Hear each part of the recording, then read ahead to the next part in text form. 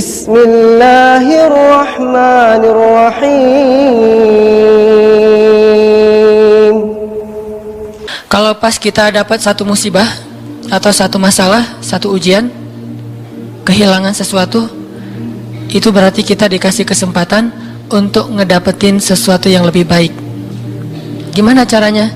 Berhusnuzon kepada Allah. Karena kata Allah, ana inda dhanni abdi bi, aku tergantung prasangka hambaku kepadaku.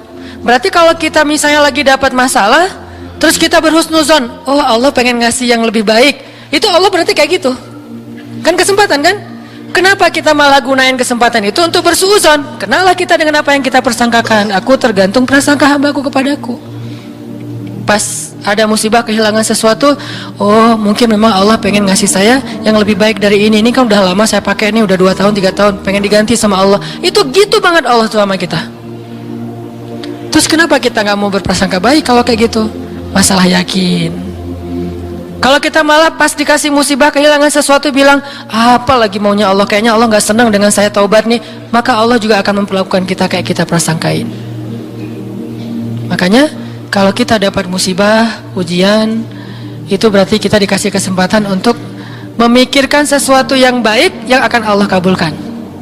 Kalau nggak dikasih itu, berarti kita nggak dikasih kesempatan memikirkan yang lebih baik. Begitu dikasih, oh saya harus mikirin yang lebih baik nih. Kayak gitu aja terus. Apapun musibahnya.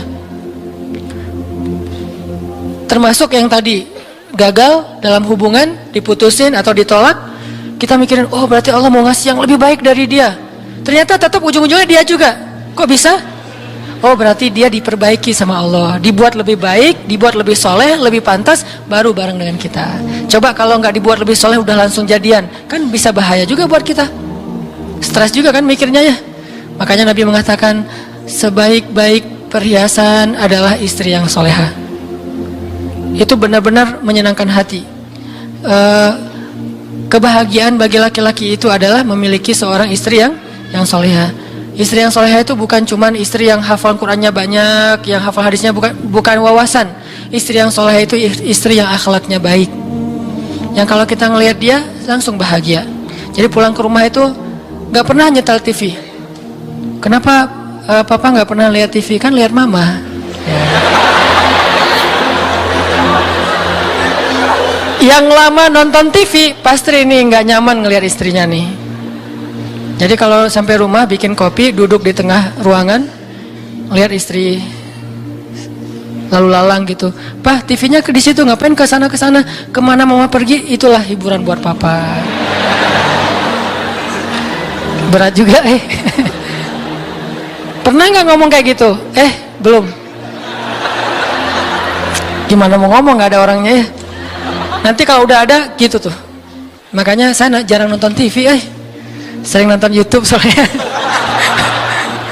Nah ini ya teman-teman, jadi kita berprasangka begitu dikasih musibah, oh berarti Allah pengen ngasih yang lebih baik, yang terbaik deh yang kita prasangkain, karena Allah akan kayak gitu banget.